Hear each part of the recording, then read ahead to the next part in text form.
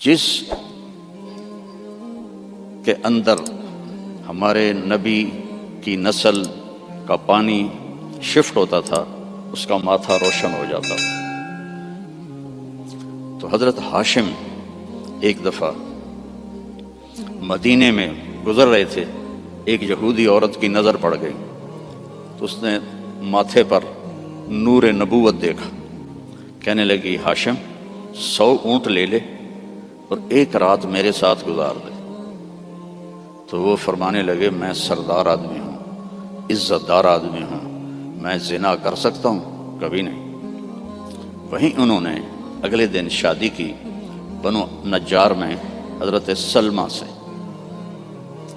2-3 دن گزرے تو بازار میں جا رہے تھے تو وہ یہودی عورت سامنے سے آ رہی تھی، تو اس کو روک لیا، فرمایا تو مجھے گناہ کی دعوت دے رہی تھی، شادی کر لے۔ تو اس نے ایسے دیکھا، کہا مجھے آوارہ نہ سمجھو، میں بھی عزت دار ہوں، تیرے ماتھے پہ نور نبوت تھا، میرا جی چاہا کہ میرے پیٹ میں آ جائے، لیکن وہ سلمہ کا نصیب تھا، وہ لے گئی۔ تو پھر ہمارے نبی کے والد حضرت عبداللہ وہ بازار میں جا رہے تھے مکہ میں، تو ایک عورت سامنے سے آ رہی تھی، اس نے آپ کو دیکھا تو کہنے لگی کہ تیری جان کے بچنے میں 100 اونٹ لگے تھے، 100 اونٹ مجھ سے لے لے اور ایک رات میرے پاس گزار لے۔ تو انہوں نے بھی یہی فرمایا کہ میں عزت دار ہوں، یہ نہیں ہو سکتا۔ اس کا کیا مطلب تھا 100 اونٹ تیری جان پہ لگے؟ حضرت عبد المطلب کا ایک ہی بیٹا تھا حضرت حارث، اور زمزم کا کنواں کھود رہے تھے، تو تھک کے بیٹھ جاتے تو کہتے وہ بھی کوئی سردار ہے جس کی اولاد نہ ہو، اگر میرے اللہ نے مجھے 10 بچے دیے تو میں ایک کو اللہ کے نام پہ قربان کروں گا۔ اللہ نے 15 دے دیے تو سب کو اکٹھا کیا اور کہا کہ میں نے منت مانی تھی، ایک کو ذبح کرنا ہے، تیار ہو؟ آج ہمارا بیٹا ہمیں پانی پلانے پہ تیار نہیں ہے، اور وہ 15 کے 15 کہنے لگے تیار ہیں، جس کا ہاتھ پکڑو گے گردن پیش، کہ ایسے نہیں، میں قرعہ ڈالوں گا۔ تو انہوں نے سب کے نام لکھے اور پرچی ڈالی تو حضرت عبداللہ کا نام نکل آیا، سب سے چھوٹے تھے، سب سے پیارے تھے۔ انہوں نے ہاتھ پکڑا اور صفا پہاڑی کی طرف چل پڑے۔ تو ان کی جو تھیں حضرت عبداللہ کی بہنیں اور پھوپھیاں اور باقی عرب سردار وہ آگے آ گئے۔ اس میں ایک صحابی ہیں عامر بن عاص، ان کا والد ایمان تو نہیں لایا تھا، عاص بن وائل، اس کا بڑا کردار ہے۔ وہ کہنے لگا عبد المطلب کبھی نہیں ہونے دوں گا، یہ تو کیا چاہتا ہے کہ تیرے بعد لوگ اپنے بچے ذبح کریں؟ تو عبد المطلب کہنے لگے یہ سردار کا بول ہے، یہ عام تام بول نہیں ہے۔ وہ کہنے لگا تیرے سامنے بھی سردار کھڑا ہے، یہ بھی عام تام بول نہیں ہے، میں نہیں ہونے دوں گا۔ تو جھگڑا ہو گیا۔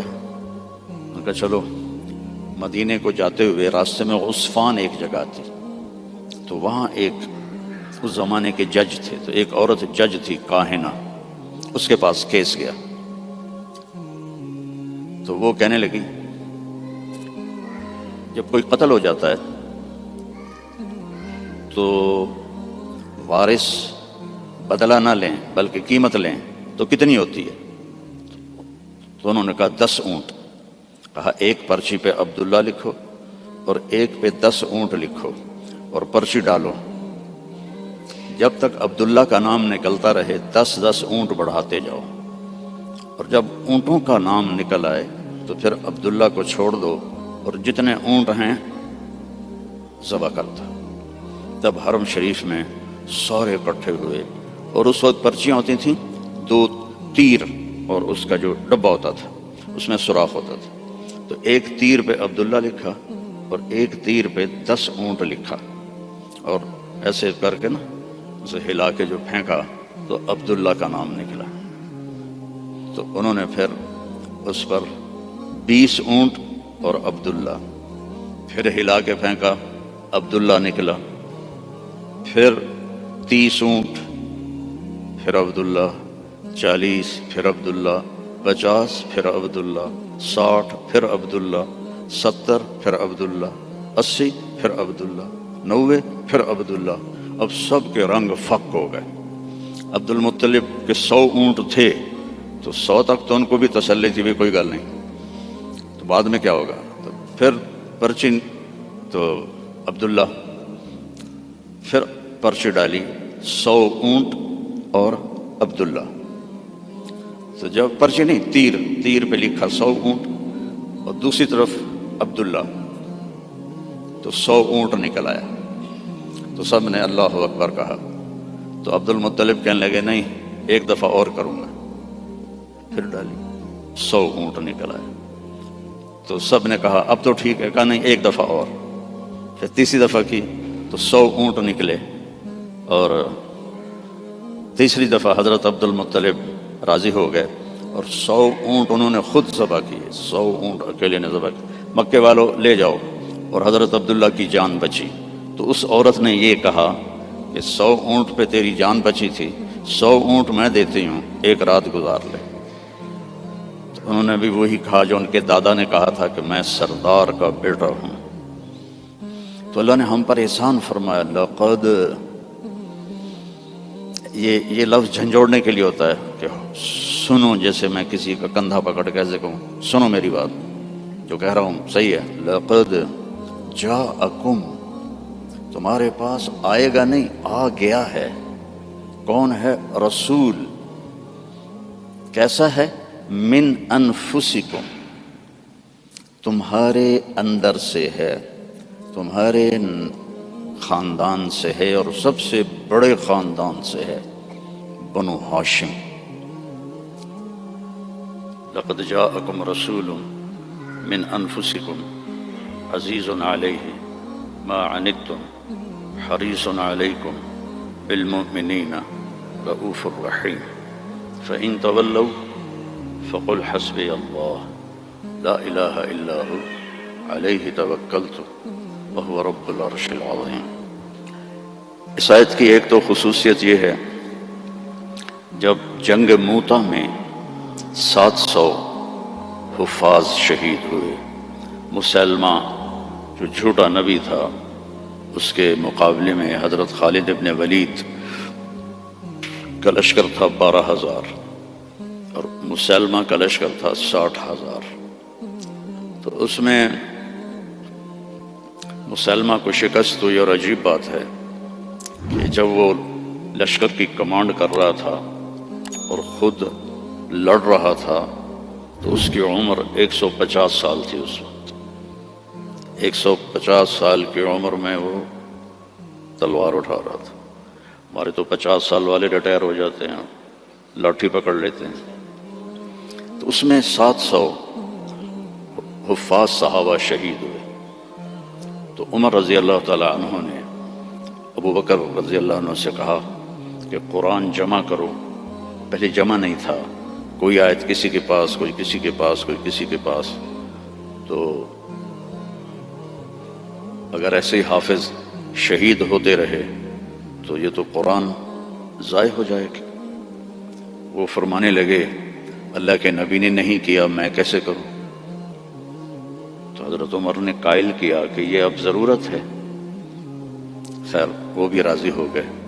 تو انہوں نے زید بن ثابت کو بلایا رضی اللہ عنہ، انصاری صحابی، کہ قرآن جمع کرو۔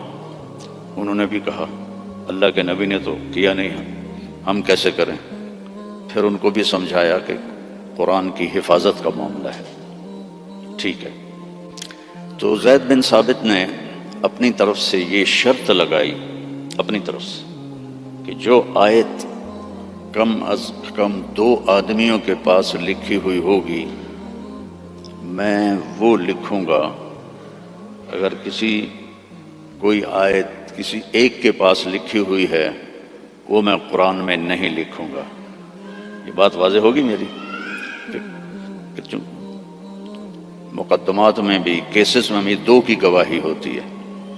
تو انہوں نے یہ اپنی طرف سے طے کیا کہ 2 آدمیوں کے پاس ہونی چاہیے آیت۔ اس آیت کو جب ڈھونڈنے لگے تو وہ صرف ایک آدمی کے پاس تھی، حضرت خزیمہ بن ثابت رضی اللہ عنہ۔ تو انہوں نے اور تلاش کیا، کسی کے پاس بھی نہیں تھی، صرف حضرت خزیمہ کے پاس تھی۔ تو زید رضی اللہ تعالیٰ عنہ نے انکار کر لیا کہ میں اس کو قرآن میں شامل نہیں کروں گا۔ تو وہ فرمانے لگے کہ تمہیں معلوم نہیں میری گواہی 2 کے برابر ہے۔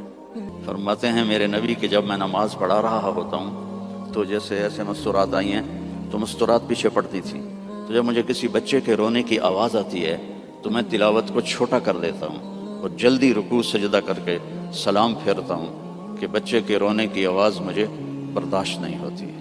سبحان اللہ۔ تو لقد جاءکم رسول من انفسکم، تمہارے فیملی سے میں نے اس کو چنا ہے، اس جیسا خاندانی کوئی ہے تو دکھاؤ۔ پھر آپ نے فرمایا، اللہ تعالیٰ نے ساری دنیا کو دیکھا، حضرت آدم کی نسل کو، ارواح کو، تو عربوں کو الگ کیا۔ پھر عربوں پر اللہ نے چھلنی ڈالی تو اس میں سے مضر کی اولاد کو الگ کیا۔ پھر مضر پہ چھلنی ڈالی تو اس میں سے اللہ تعالیٰ نے قریش کو الگ کیا۔ پھر قریش پہ چھلنی ڈالی، اس میں سے ہاشم کو الگ کیا۔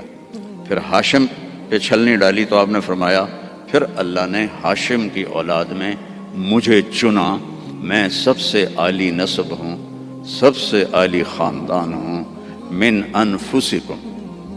اچھا، میں موریتانیہ گیا، عرب ملک ہے افریقہ میں۔ ہاں، میں تو افریقہ ہی بیٹھا ہوں نا، مجھے یاد ہی نہیں۔ تو غریب ملک ہے، مالکی مذہب ہے وہاں۔ وہ اس آیت کو پڑھتے ہیں لقد جاءکم رسول من انفسکم، فا کے اوپر زبر پڑھتے ہیں، ہم فا کے اوپر پیش پڑھتے ہیں، من انفسکم، من انفسکم۔ اور کئی قرآن میں الفاظ ایسے ہیں کہ چونکہ اس کی 7 قراتیں ہیں تو پھر مجھے اس کا مطلب دوسرا سمجھ میں آیا۔ انفسکم تو ہے خاندان کی عزت اور اونچائی اور بلند۔ ایک دفعہ حضرت معاویہ سے کسی نے پوچھا بنو امیہ اور بنو ہاشم میں کیا فرق ہے؟ کہنے لگے ہم شریف لوگ تھے اور ہاشم شریفوں کا سردار تھا۔ پھر ہم شریف لوگ تھے اور عبد المطلب شریفوں کا سردار تھا۔ پھر ہم شریف لوگ تھے اور ابو طالب شریفوں کے سردار تھے۔ پھر آ گئے محمد مصطفیٰ تو ساری شرافتیں لے گئے، وہ ہمارے پاس تو بس گھوں ہی رہ گیا۔ من انفسکم، اب ہے من انفسکم۔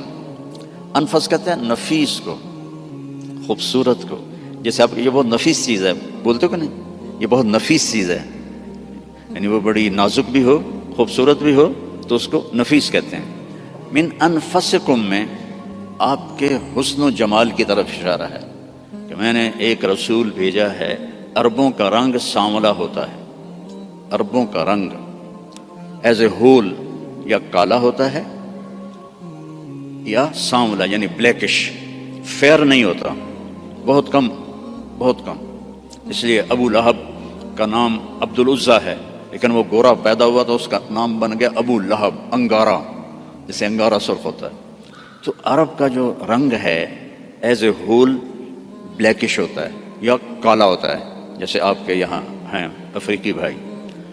تو اللہ تعالیٰ نے آپ کو جو پیدا کیا من انفسکم۔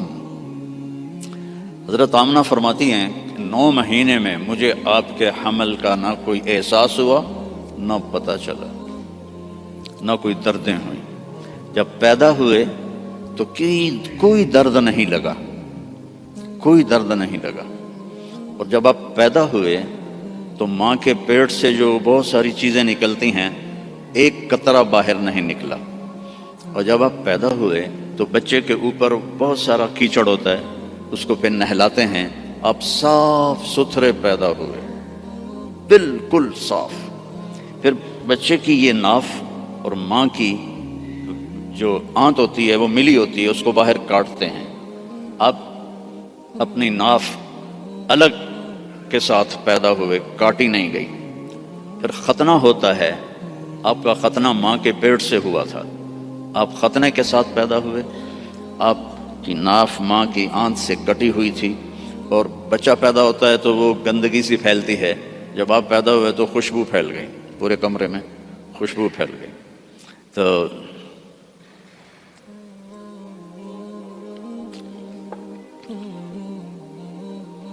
اب وہ آپ کی جو دائی تھی وہ حیران ہو کے دیکھ رہی تھی کہ یہ کیسا بچہ ہے۔ تو اسی حیرت میں ان کو حضرت آمنہ کے پہلو میں لٹایا۔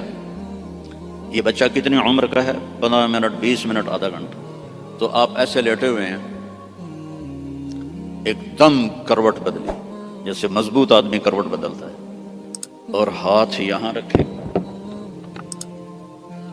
اور یوں سجدے میں چلے گئے، جیسے بڑے سجدہ کرتے ہیں، لیٹیں یا نہیں، گھٹنے اٹھائے، ہاتھ اٹھائے، اور اس طرح سجدہ کیا آپ نے، اور لمبا سجدہ۔ اور اس کے بعد آپ نے سجدے سے یوں سر اٹھایا، دونوں ہاتھ سیدھے کیے۔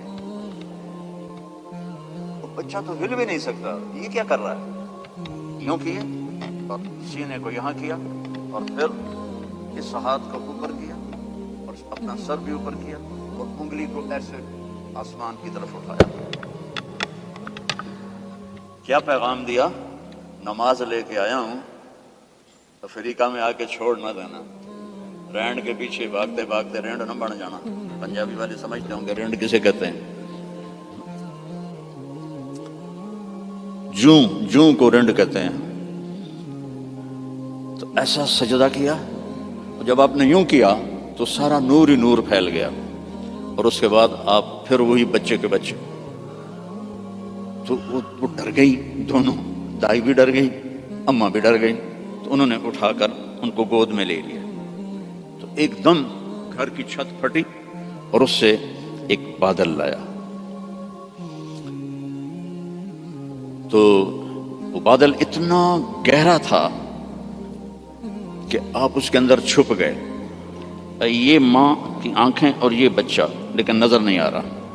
فوگ جیسے ہوتی ہے نا سردیوں میں، آپ کے یہاں ہوتی ہے سردیوں میں؟ ہمارے یہاں بہت زیادہ ہوتی ہے۔ تو وہ بچہ نظر نہیں آ رہا ہے، تو اس فوگ کے اندر سے آواز آئی، طوفوا بہ مشارق الارض و مغاربہا، اس بچے کو دنیا پھرا دو، لیعرفوا باسمہ و نعتہ و صورتہ، ساری دنیا کو بتا دو یہ ہے جس کے پیچھے چلو گے تو کامیابی ہے، ورنہ جانور میں اور تم میں کوئی فرق نہیں ہوگا، یہی ہے جو تمہیں اللہ سے ملانے آیا ہے۔ اور پھر ایک عجب آواز آئی کہ اس کو آدم کے اخلاق دو، شیش کی معرفت دو،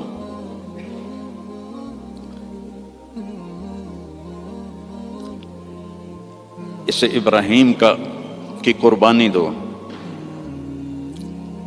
اسے عیسیٰ کی شجاعت دو،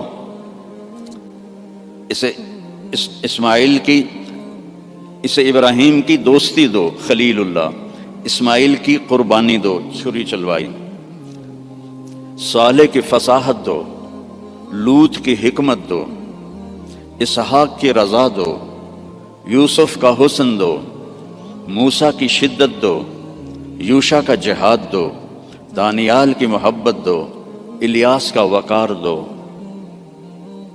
داؤد کی شیریں زبان دو، عیسیٰ کا زہد دو، وَأَغْمِسُوهُ فِي أَخْلَاقِ النَّبِيِّينَ، اور جو کچھ ہم نے نبیوں کو دیا سب کچھ اس کو دے دو۔ 15 منٹ میں ہمارے نبی 1.25 لاکھ نبیوں کو جو ملا اندر چلا گیا۔ 63 سال جو 63 سال جو پرواز کی وہ کیسی ہوگی؟ کوئی اندازہ لگا سکتا ہے؟ میرے نبی کا ایک طریقہ زمین آسمان سے قیمتی.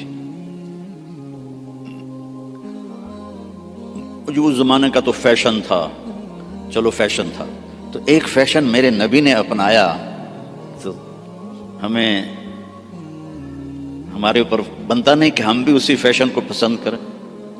کراچی میں ایک دوست کے پاس تھا تو اس کا بیٹا آیا، ابھی یہ بیٹے نے آ کے مجھے مصافحہ کیا، تو اس کے بال یہاں سے کٹے ہوئے، جی میں بھیڑ منی ہوں، یہاں سے کٹے ہوئے اور اوپر ایسے. میں کہا یہ تو نے بال کیسے بنائے ہوئے ہیں؟ کہنے لگا میسی ایسے بال بناتا ہے. میں نے کہا میسی کون ہے؟ مجھے پتہ ہی نہیں تھا، میں کہڑے کوئی فٹ بال کھیلے. میں نے کہا میسی کون ہے؟ کہنے لگا آپ کو میسی کا نہیں پتا؟ میں کہا نہیں بیٹا مجھے نہیں پتا. کہا وہ بہت بڑا فٹ بالر ہے، یہ اس کا فیشن ہے، اس لیے میں نے اس کا فیشن اختیار کیا ہے. تو بھائیو میرے نبی کی ہر ادا میرے نبی کا فیشن ہے، تو ویسے ہی کرو نا جیسے انہوں نے کیا تھا. دوسرے فیشن کیوں اپناتے ہو؟ اللہ بھی تمہیں پیار سے دیکھے گا، اللہ کا حبیب بھی تمہیں پیار سے دیکھے گا. قیامت کے دن ہر نبی کہے گا یا اللہ میری جان بچا، ماں باپ بیوی بچے یا اللہ میری جان بچا. صرف ہمارے آپ کے نبی ہوں گے جو کہیں گے یا اللہ میری امت بچا، یا اللہ میری امت بچا، یا اللہ میری امت بچا.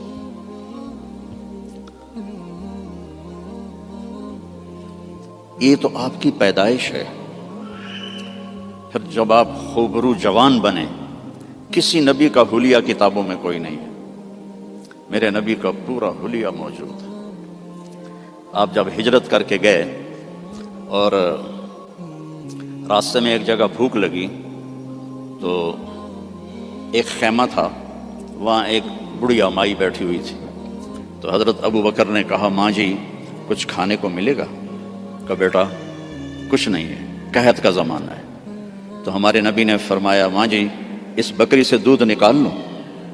تو وہ بکری ایک تو وہ اس کی بکرے سے ملائی نہیں ہوئی تھی اور دوسرا کمزور.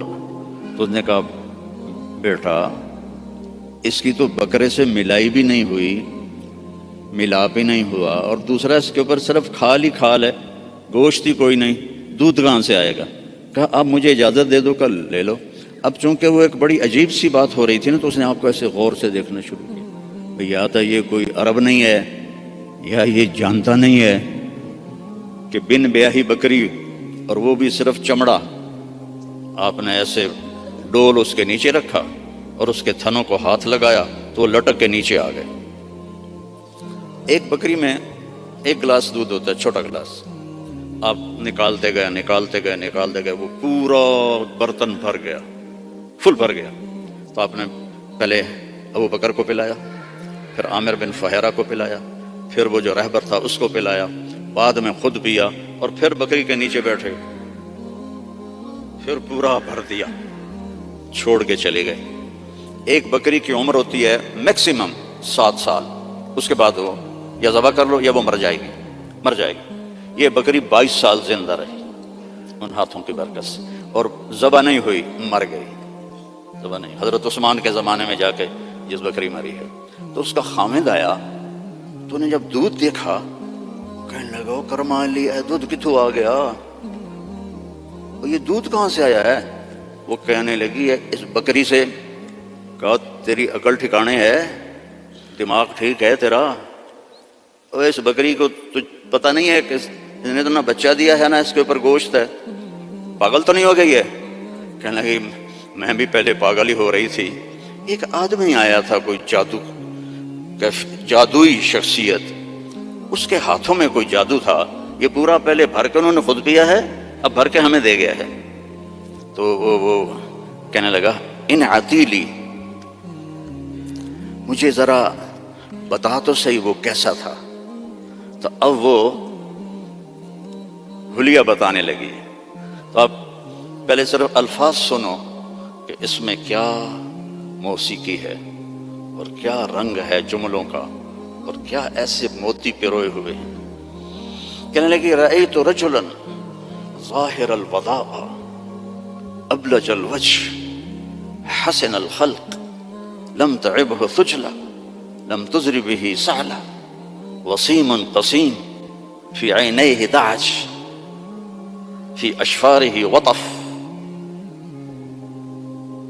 في لحيته كثاثة في عنقه سطع يتلألأ وجهه تلألؤ القمر ليلة البدر إن تكلم علاه الوقار وإن تكلم علاه الوقار وإن سكت علاه الحياء إن تكلم علاه النور وإن سكت علاه الوقار لم تر عيني مثله قط. میں نے ایک آدمی دیکھا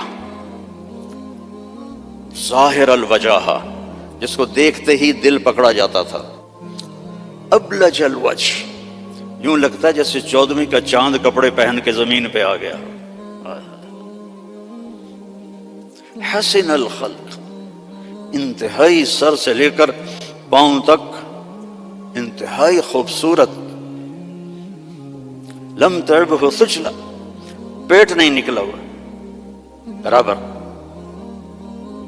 پیٹ نہ نکلنے دیا کرو، خاص طور پر جو مولوی ہیں نا، ان کو نصیحت کرتا ہوں، باقیوں کو بھی کہتا ہوں، دب کے نہ کھایا کرو، بچا کے کھایا کرو، میرے نبی کی سنت ہے، پیٹ ادھر ہوتا ہے خود ادھر ہوتا ہے۔ وَلَمْ تُزْرِ بِهِ سَعْلًا، نہ اتنا پتلا تھا کہ بے روب ہو جائے۔ وسیم، وسیم کسے کہتے ہیں؟ جس کو دیکھنے سے دل نہ بھرے، اس کو وسیم کہتے ہیں، اور یہ دنیا میں ایک آیا ہے، نہ پہلے کوئی آیا نہ آئندہ کوئی آئے گا۔ یوسف علیہ السلام حسین تھے، ہمارے نبی وسیم تھے۔ وسیم وہ ہوتا ہے جس کو دیکھ کر جی نہ بھرے، آنکھ نہ بھرے۔ 93 میں میری جماعت گئی کینیڈا، تو میں نے خود کہا یار وہ نیاگرا دیکھنی ہے، ٹھیک ہے، وہ ہمیں لے گئے۔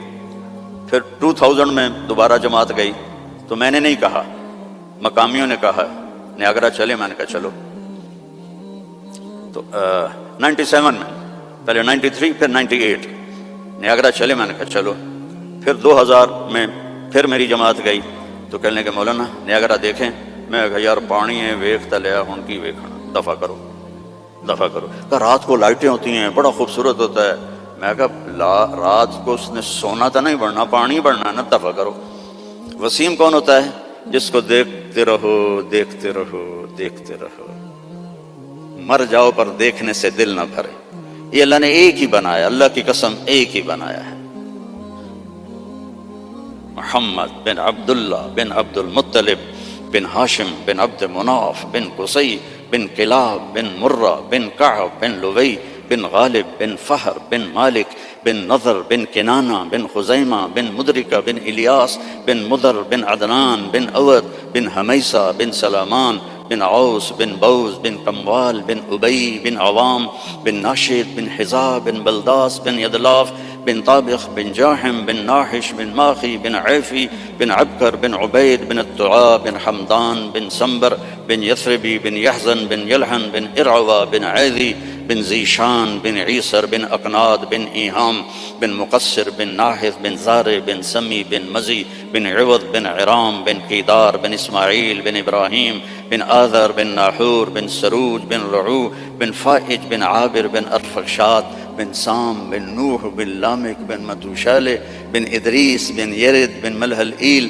بن قینان بن آنوش بن شیس و بن آدم علیہ السلام۔ نسل بھی ایسی، شکل بھی ایسی۔ وسیم، دل ہی نہیں بھرتا۔ قسیم، وسیم قسیم، قسیم کسے کہتے ہیں؟ جدھر سے دیکھو حسن اس کا غلام ہو۔ ہم کہتے ہیں یار فلانے کی نا آنکھیں بڑی خوبصورت ہیں، اس کا صاف مطلب ہوتا ہے کہ چہرہ اتنا خوبصورت نہیں ہے، آنکھیں بڑی خوبصورت ہیں، یار ان کے بال بڑے خوبصورت ہیں، اور اس کی باڈی بڑی خوبصورت ہے۔ اور میرا نبی کیا تھا؟ اس رب کی قسم جس نے مجھے یہاں کھڑا کیا، آپ کو جمع کیا، ناخن ایک بال سے لے کر پاؤں کے ناخن تک جدھر سے دیکھو گے حسن ہاتھ باندھ کے کھڑا تھا۔ قسیم،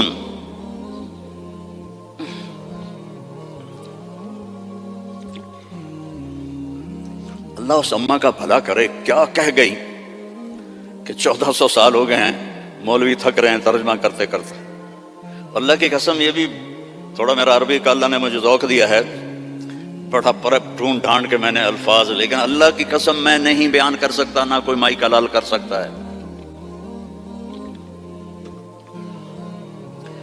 قسیم، آگے سے دیکھو، پیچھے سے دیکھو، دائیں سے دیکھو، بائیں سے دیکھو، سر کو دیکھو، ماتھے کو دیکھو، آنکھوں کو دیکھو، بھووں کو دیکھو، ناک کو دیکھو، داڑھی کو دیکھو، گردن کو دیکھو، سینے کو دیکھو، ہاتھوں کو دیکھو، رانوں کو دیکھو، حسن ہی حسن ہے. وسیم قسیم فی عینیہ داج، موٹی آنکھ تھی، سیاہ، فی اشفارہ وطف، ان بالوں کو عربی میں اشفار کہتے ہیں. ازج الحواجب، بھویں ان کی ایسے کمان کی طرح جیسے آج کل کی لڑکیاں بناتی ہیں نا مصنوعی، اصلی مڑا دیتی ہیں بے وقوف، اور اوپر وہ پینسل لگا کے وہ ایسے کر لیتی ہیں، پہلے نال بھی کوڑیاں ہو جاندی ہیں. تو میرے نبی کی اپنے آپ ایسے تھی. ازج الحواجب فی اشفارہ وطف، یہ بال لمبے تھے، لمبے. ادھر پر مصنوعی بال لگاتی ہیں نا لڑکیاں خوبصورت نظر آنے کے لیے، تو 2 نمبری فوراً پکڑی جاتی ہے، تو حسن کا روپ تو ختم ہو گیا. فی اشفارہ وطف، لمبے بال تھے یہ.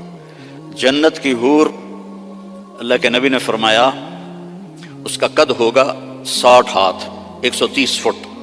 تو اس کے جو یہ بال ہیں، یہ بال کہ جو بڑا عقاب ہوتا ہے، ایسے وہ پروں کو پھیلائے، اتنے لمبے، اس کا اتنا لمبا ایک ایک بال ہوگا، ایک ایک بال. تو اس کی آنکھ کیسی ہوگی، اس کا چہرہ کیسا ہوگا. سورج کو اتنی انگلی دکھا دے، فنگر ٹپ، فنگر ٹپ، سورج اس کے سامنے غروب ہو جائے گا. جیسے ابھی ستارے غروب ہے نا، سورج کی روشنی، اس کی فنگر ٹپ پر سورج غروب ہو جائے گا. فی لحیتہ کثاثہ، داڑھی بڑی خوبصورت گھنی، میرے تو پتلے بال ہو گئے نا عمر کے ساتھ، گھنی داڑھی.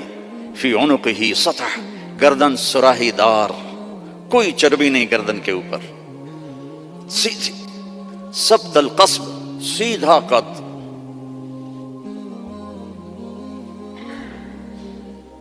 طویل الزندین، لمبے بازو. رحب الراحہ، کھلی ہتھیلی. سائل الاطراف، لمبی انگلیاں. سواء البطن والصدر، سینہ پیٹ برابر. اگر ہم اس کی نقل اتار لیں تو اللہ ہمیں پاس کر دے. یہاں نقل لگاتے ہیں لڑکے ہیں؟ یہاں تو کالوں کی بادشاہی ہے، اور بھی زیادہ لگتی ہوگی. میں بھی ہمیشہ نقل مار کے پاس ہوتا تھا، چونکہ مجھے پڑھنے کا شوق تو تھا نہیں، مجھے تو گانے کا شوق تھا. جنید جمشید تو بعد میں گلوکار بنا، میں 60s میں گلوکار تھا. Primary school, high school, government college Lahore جیسے کالج.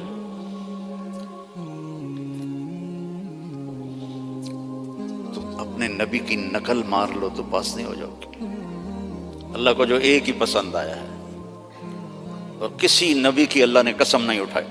جیسے ہم نے کہتے تیری جان کی قسم، یہ پیار کی قسم ہے، جائز نہیں ہے، لیکن ہمارے انڈیا پاکستان کے ماحول میں ہے بھائی تیری جان کی قسم.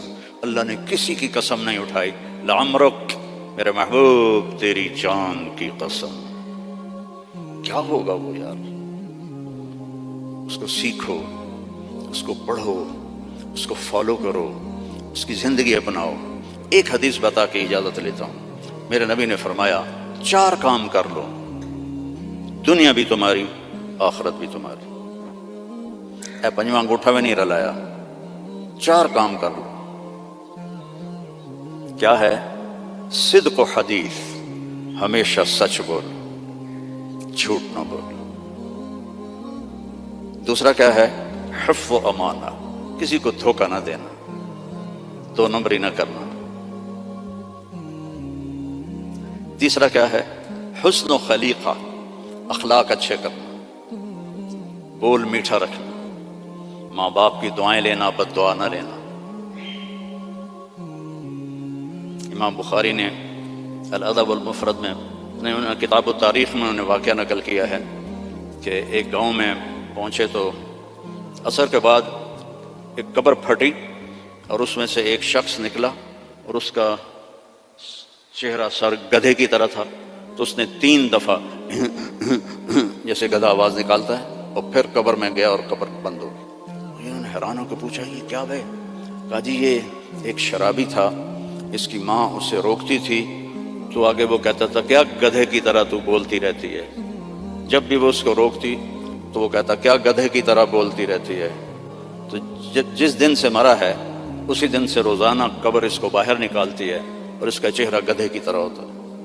ماں باپ کی دعا لو، بیویوں سے حسن سلوک کرو، بیویوں کو محبت کا اظہار کرو، بیویاں اپنے خامند کو محبت کا اظہار کریں، اس سے محبت بڑھ، اولاد کو گلے لگاؤ، بار بار حق کرو، یہ نہیں کہ بڑے ہو گئے ہیں آپ کیا کرنا، اس سے محبت بڑھتی ہے۔ ان کو عزت بھی دو، ان کو پیار بھی دو، وہ خود بھی اولاد والے ہو گئے ہیں پھر بھی انہیں بچہ بنا کے سینے سے لگاؤ، دیکھو پھر اس کے کیا اثرات ہوتے۔ آج تک میرا یہی عمل ہے، جب سے میں نے اللہ کے نبی کی سیرت پڑھی اللہ نے مجھے توفیق دی ہے، میری بچیاں آ جائیں میں کھڑا ہو جاتا ہوں۔ ہم تو ذمہ دار لوگ ہیں، ہم تو پیو کے واسطے نہیں کھڑے ہوتے، جو ہمارا تکبر ہے۔ جب سے میں نے پڑھا ہے میں اپنی بچیوں کے لیے کھڑا ہو جاتا ہوں، یہ عزت دو اپنی اولاد کو، وہ تمہیں دل سے پیار کریں گے۔ اگر اپنے یہاں فیملی رہتے ہو تو پیسے کی وجہ سے آپس میں نہ لڑنا، اس کی ریس بھی نہ لگانا، کمپیٹیٹر آ گیا اس سے بھی نہ ڈرنا، رزق تمہارا مقدر ہے، آئے گا۔ یہ جو غریب لوگ کالے ہیں ان پہ خرچ کیا کرو، زکوٰۃ تو اپنوں کو دو لیکن صدقات خیرات ان کو دیا کرو، یہ بیمار ہو ان کا حال پوچھا کرو، ان کی شادی ہو ان کو مبارک دیا کرو، یا مر جائیں ان کا افسوس کیا کرو، اسی سے یہ ایمان میں آ جائیں گے۔ آپ لوگوں نے 2 سیکشن بنا دیے ہیں، ایک ایشین سیکشن ہے اور ایک افریقن سیکشن ہے، دونوں میں کوئی ملاپ نہیں ہے۔ میرے نبی نے سب کو اکٹھا کر دیا، حبشے کے بلال، ایران کے سلمان، روم کے صہیب، سب کو اکٹھا کر دیا۔ یہودی لڑکا بیمار ہوا، کتنی دور رہتا تھا؟ 7 میل دور رہتا تھا۔ بنو قریظہ مسجد قباء سے آگے رہتے تھے، آپ کو پتہ چلا تو آپ اس کا حال پوچھنے پیدل گئے، پیدل، یہودی لڑکا، چاچے دا پتر نہیں، یہودی لڑکا، آگے وہ مر رہا تھا تو اور اس کا باپ اس کے سرحانے تورات پڑھ رہا تھا۔ آپ نے کہا بیٹا قل لا الہ الا اللہ، تو اس نے باپ کو ایسے دیکھا تو نے کہا اتے ابو القاسم، پتا تھا بدبخت کو سچا نبی، انہوں نے کہا ابو القاسم کی مان لو، تو اس نے کلمہ پڑھا اور جان نکل گئی۔ میرے نبی کھڑے تھے نا اب ایسے ہو گئے، یہ پنجوں کے اوپر، واہ واہ اللہ نے اس کو میرے ذریعے سے جہنم سے بچا لیا۔ میرے نبی کی کیا خوشی تھی، آپ کی کیا خوشی، وہ جی فلاں کمپنی کے ساتھ میرا معاہدہ ہو گیا، اب رینڈ آمن گئے رینڈ۔ میرا نبی کس پہ خوش ہو رہا؟ ایک یہودی لڑکے پر، الحمدللہ اللہ نے اس کو میری وجہ سے کفر سے بچا لیا، ایسے پنجوں میں کھڑے ہو۔ تو جھوٹ نہیں بولنا، دھوکہ نہیں دینا، گالی نہیں دینی، رزق حرام نہیں کمانا، عفت فی طعمۃ، چوتھی بات رہ گئی تھی، یہ چوتھی بات کیا ہے؟ رزق حلال کماؤ۔ ایک حدیث، سچ، دیانتداری، اچھے اخلاق اور رزق حلال، تو پھر دنیا بھی آپ کی اور جنت بھی آپ کی۔ سارے بھائی نیت کرتے ہو نا؟ اور نماز نہیں چھوڑنی، مسجد قریب ہے تو پھر گھر میں نہیں پڑھنی، مسجد میں جا کے پڑھنی، مسجد دور ہے تو پھر ٹھیک ہے مجبوری ہے، لیکن اگر مسجد قریب ہے تو مسجد جا کے نماز پڑھو، جمعے کا اہتمام کرو، روزوں کا اہتمام کرو، زکوٰۃ فرض ہے تو پوری پوری ادا کرو، یہاں کے کسی غیر مسلم کو دھوکہ نہ دو، آپس میں بھی گروپ نہ بنو، یہ انڈین ہیں ہم پاکستانی ہیں، اور یہ پنجابی ہیں ہم پٹھان ہیں، جاؤ پاکستان کا حال دیکھو، مٹی کا ڈھیر بنا پڑا ہے انہی باتوں کی وجہ سے۔ اب ہم تو کہیں اور جا نہیں سکتے، 70 سال عمر ہو گئی، اب کہاں جائیں گے؟ تو صرف انہی چیز، صرف حکومت نے برباد نہیں کیا ملک کو، ملک کو عوام نے برباد کیا۔ جیسی تیری ڈفلی ویسا میرا راگ، جیسے عوام ہوتے ہیں ویسے ہی حکمران ہوتے ہیں۔ تو تباہ ہو گیا ملک، پوری قوم اس کی مجرم ہے، پوری قوم۔ تو آپس میں امتی بن کے رہا کرو، کوئی بریلوی ہوتا ہے، کوئی دیوبندی ہوتا ہے، کوئی شیعہ ہوتا ہے، محبت سے رہو، پیار سے رہو، لڑائی میں نہ پڑو، تو دنیا میں جنت کا مزہ دیکھو۔ ٹھیک ہے بھائی؟ درشی پڑھو۔ اللهم لك الحمد كما أنت أهله فصل على محمد كما أنت أهله وفل بنا ما أنت أهله إنك أهل التقوى وأهل المغفرة۔ یا اللہ جتنی بڑی یہ مسجد ہے اتنا اس کو آباد بھی فرما دے، اس کو مے فیئر کی طرح بھر دے نمازیوں سے، اس کو بھر دے نمازیوں سے۔ اتنی یہ خوبصورت ہے، اتنے ہی خوبصورت اسلام یہاں پھیلا دے، ایمان یہاں پھیلا دے، یہاں کالے گورے کی تفریق مٹا دے، ہندوستانی پاکستانی کی تفریق مٹا دے، پنجابی گجراتی کی تفریق مٹا دے، آپس میں امت بن کے چلنے والا بنا، اور اللہ ہم سب سے راضی ہو جا۔ وصلی اللہ تعالی نبی الکریم۔ السلام علیکم۔